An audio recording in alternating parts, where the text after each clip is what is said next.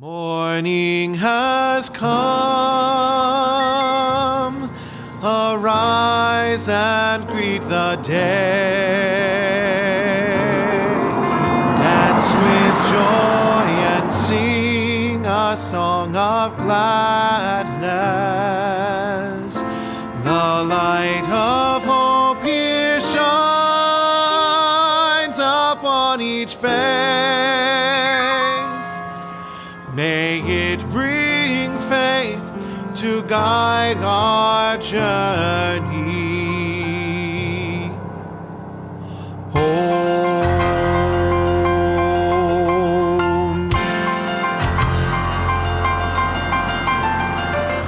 Morning has come, arise and greet the day.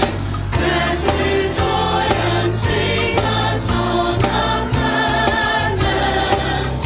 The light of hope here shines upon each face. May it bring faith to guide our journey home.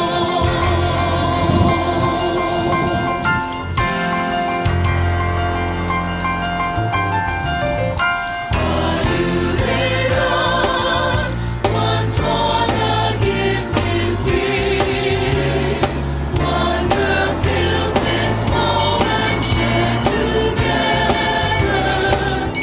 The light of peace here shines upon each face. May it bring faith to guide our journey home.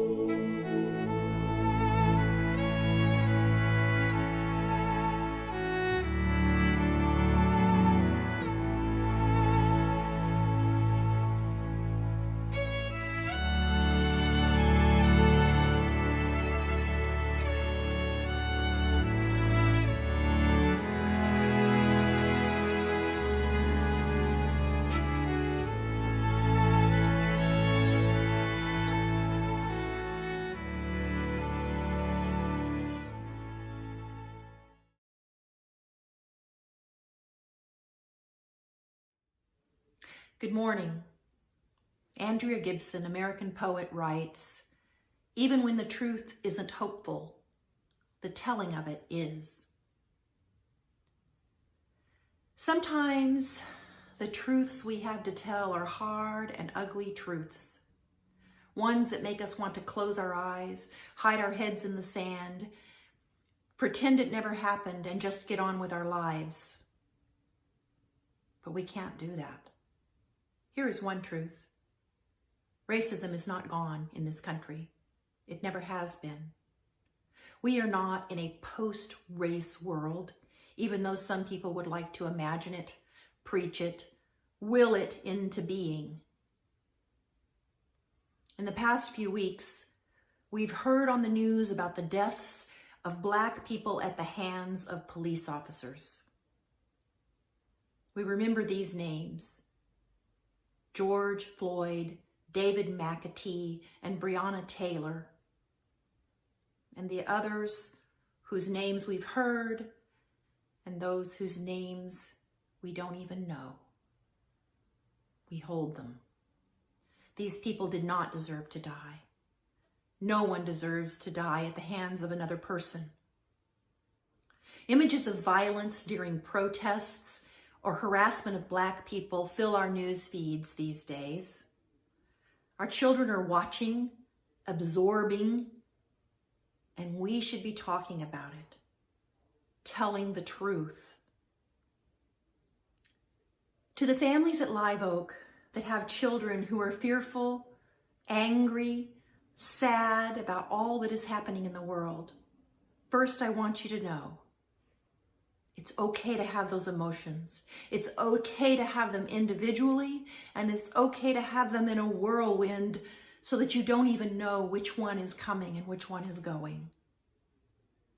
Secondly, I want you to know that we love you. All of us here love you, and we want you to be safe. We need you to be safe. I want you to know that we are called to work for justice and that we commit ourselves to dismantling racism and power structures that diminish the worth and dignity of Black, brown, and Indigenous peoples. We can do something. We must do something. The truth may not seem hopeful now, but let's shout it, tell it, preach it, share it, so that others hear the truth.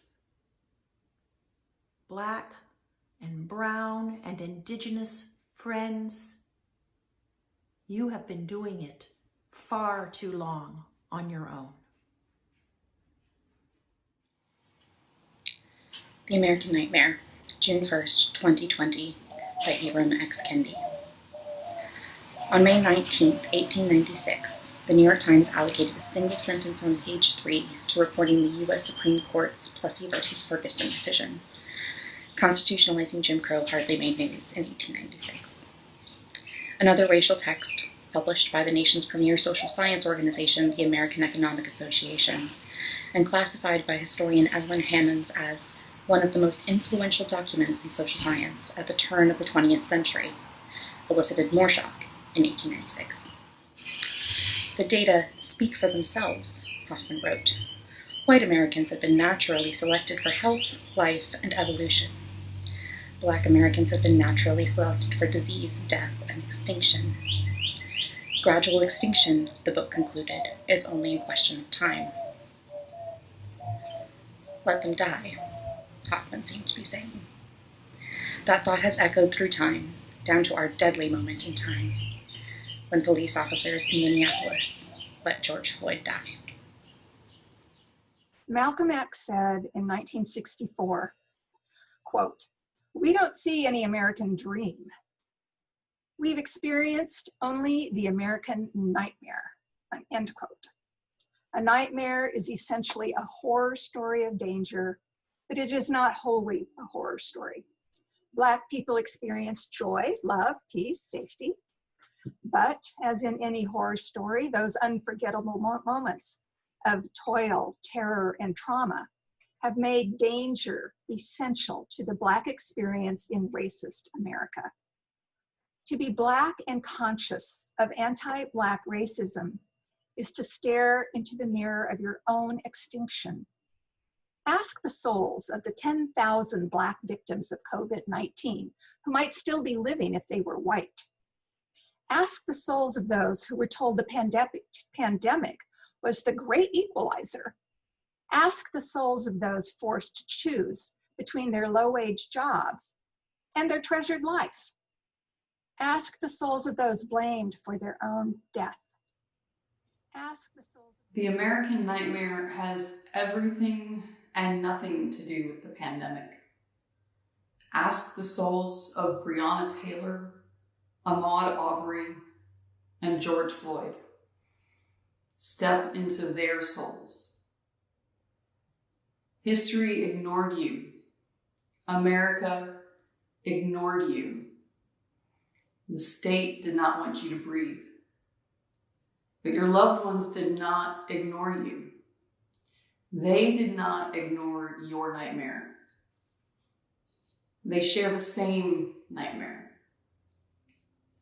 Enraged, they took to the streets and non-violently rallied, Some violently rebelled, burning and snatching property that the state protected instead of your life. And then they heard over America's loudspeaker, when the looting starts, the shooting starts. Mayors issue curfews. Governors rattle their sabers. The National Guard arrives to protect property and police. Where was the National Guard when you faced violent police officers, violent white terrorists, and the violence of racial health disparities, the violence of COVID-19?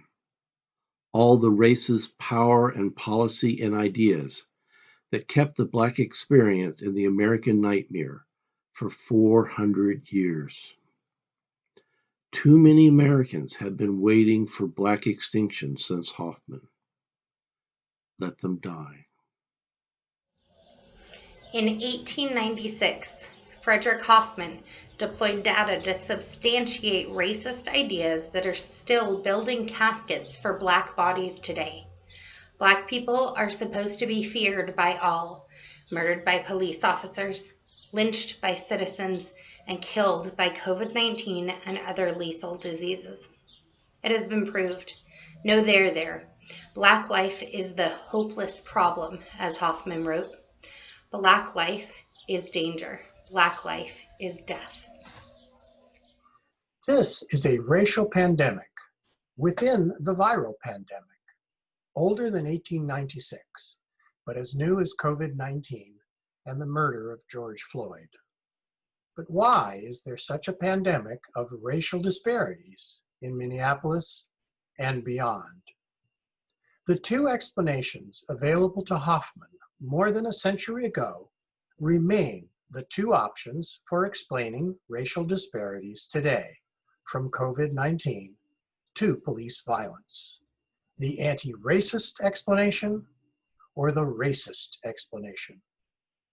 Either there is something superior or inferior about the races, something dangerous and deathly about Black people, and Black people are the American nightmare. Or there is something wrong with society, something dangerous and deathly about racist policy, and Black people are experiencing the American nightmare. Americans should be asking, why are so many unarmed Black people being killed by police, while armed white people are simply arrested? Why are officials addressing violent crime in poorer neighborhoods by adding more police instead of more jobs? Why are Black and Latino people during this pandemic less likely to be working from home, less likely to be insured, more likely to live in trauma care deserts, lacking access to advanced emergency care, and more likely to live in polluted neighborhoods? The answer is what the Frederick Hoffmans of today refuse to believe: racism. Hoffman advanced the American nightmare. What will we advance? Hoffman implied we should let them die. Will we fight back for Black people to live? History is calling the future from the streets of protest. What choice will we make? What world will we create? What will we be? There are only two choices: racist and anti-racist.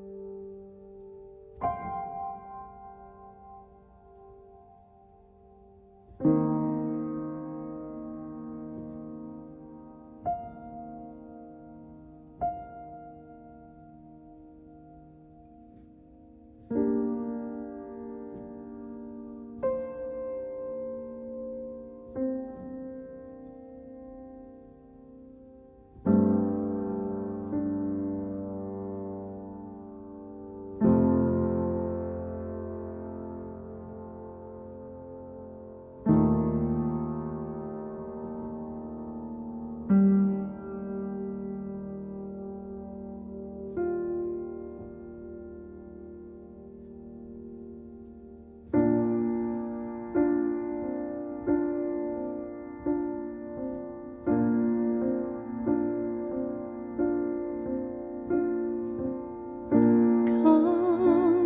me,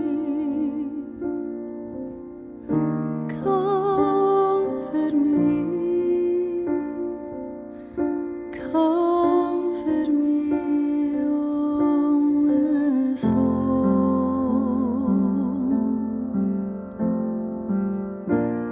Comfort me,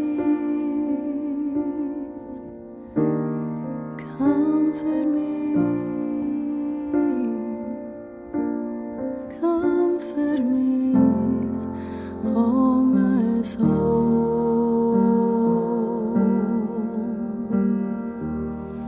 Stay with me, stay with me, stay with me, oh my soul. Stay with me, stay with me, stay with me, oh my soul.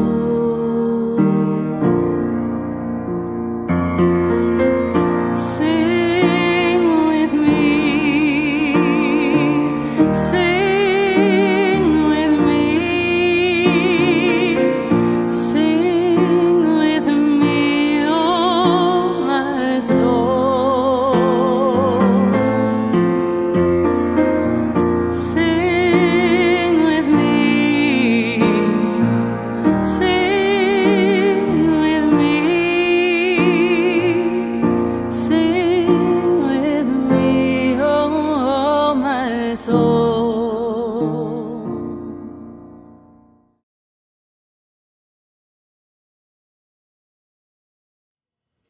I imagine that you are familiar with Brown versus the Board of Education, the Supreme Court case that would make segregation of schools illegal. But are you aware of the role that the study of psychology played, as well as some baby dolls? Doctors Mamie and Kenneth Clark were an African-American couple. They were both psychologists and they worked together as a team. And in the 1940s, they embarked on some experiments, some research toward African-American children. They would take and show them some baby dolls. And these were children who were between the ages of 3 and 7. And some of the baby dolls, well, all of the baby dolls were identical. Some of the baby dolls were white and others were black. They actually had to be painted black because at that time they weren't manufacturing dolls that were geared toward African Americans. But they would take these dolls and they would show them to the children, to African American children, and they would ask them which one they preferred. They would ask them to apply some characteristics and choose which doll they would apply those characteristics to. And then they would say, and which doll is like you?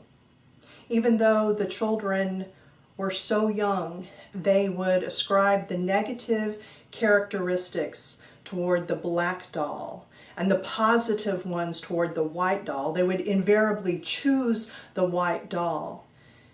And then they said, the psychologist said that it was heartbreaking because then when they said, and which one of these dolls is like you, the children would most of the time become very upset.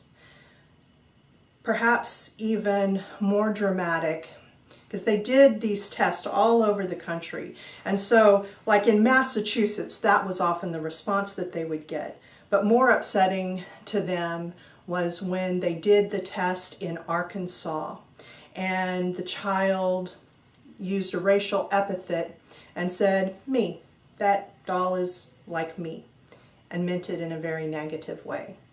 And from these tests, they were able to come very easily to the conclusion that racism harms a child's whole sense of who they are, even at a very early age.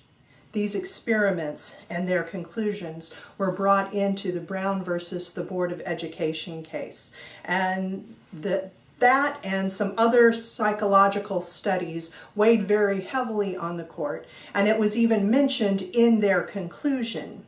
They said that to separate them, children in grade and high schools, from others of similar age and qualifications solely because of their race generates a feeling of inferiority as to their status in the community that may affect their hearts and minds in a way unlikely to ever be undone.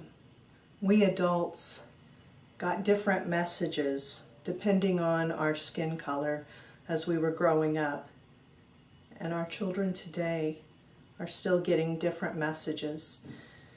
Those of us who are white in the last few years, if we didn't already know about it, have been able to hear the stories and the truth that our African American friends have had to teach their children from a very early age to be wary of the police and how to act around them, because it could mean the matter of their life or their death. White children, on the other hand, are most often taught that if they feel danger, they should go to a police officer. We know from studies long ago and studies done today that to receive these messages about being afraid of the police often will instill a sense of otherness and even inferiority among our children of color. And yet, it has to be done, because that is the reality of the world that we are living in. We saw it yet again last week with George Floyd. And that's why people are marching in the street, is because they saw it. It happens all the time, but this time we saw it happen. We saw it happen and we were appalled. Of course. As white people, I think that what we often do, and it's been acceptable for us to do, is that we will usually put ourselves in the role of the person who is being oppressed, right? We are Atticus Finch. We are never the mob. In Hunger Games, we never think of ourselves as being the people who live at the Capitol. We are not like those people. We are not like the racist. We are not like the oppressors, we tell ourselves. And hopefully we're right. But how much does that matter? As Ibram X. Kendi says in How to Be an Anti-Racist, the opposite of racist is not racist. The opposite of racist is anti-racist. And what good does it do for us to constantly assert our individuality? Oh, I'm not like those kind of people. Perhaps instead, as white people, it's time for us to begin thinking collectively and to begin collectively repenting. Hannah Arendt, the great writer about totalitarianism, in Essays in Understanding, 1930 to 1954, wrote, "Perhaps those Jews, to whose forefathers we owe the first conception of the idea of humanity, knew something about that burden when each year they used to say, 'Our Father and King, we have sinned before you,' taking not only the sins of their own community, but all human offenses upon themselves. Those who today are ready to follow this road in a modern version do not content themselves with the hypocritical confession, 'God be thanked, I am not like that.' in horror at the undreamed of potentialities of the national character. Rather, in fear and trembling, have they realized of what humans are capable. And this is indeed the precondition of any modern political thinking. Such persons will not serve very well as functionaries of vengeance. This, however, is certain. Upon them, and only upon them, who are filled with a genuine fear of the inescapable guilt of the human race, can there be any reliance when it comes to fighting fearlessly, uncompromisingly, everywhere against the incalculable evil that humans are capable of bringing about. No, I still do not believe in the concept of original sin, the idea that all humans are born evil. But I do believe, and I feel that we all should accept and internalize in a way that makes us willing to genuinely fight for justice and fight against evil. I think we have to accept that all of humanity not only is capable of producing great evil, it has. And we ourselves have done so as well, unconsciously and unwillingly, often because we didn't know any better. And sometimes, if we're honest, even when we did. If we accept that humanity is capable of great evil, and that we are a part of humanity, and that white supremacy and colonialism have done the greatest evil to the greatest number of people, then perhaps we can bring our whole selves to bear to try and dismantle these systems that we ourselves have often benefited from. We can work to become anti-racist, starting in our own heads and questioning all of those messages that we received from baby dolls and popular culture, and maybe even people whom we respected. It's a scary time right now on so many levels. We see fascism becoming more and more a reality. We see the destructive power of white nationalism, and all of these, racism and nationalism and authoritarianism, totalitarianism, they have always been tied together. It's just that now we are experiencing this in a different way. Our hearts have been broken. And that's probably a good thing. That shows us that we can still feel and care, and that we know this is so terribly wrong. We are seeing so much evil moving in the world right now, but all across the world. Across our country, but in other countries too, we are also seeing people pushing back at that evil. We are seeing people who are rejecting it. We are seeing compassion and love flow.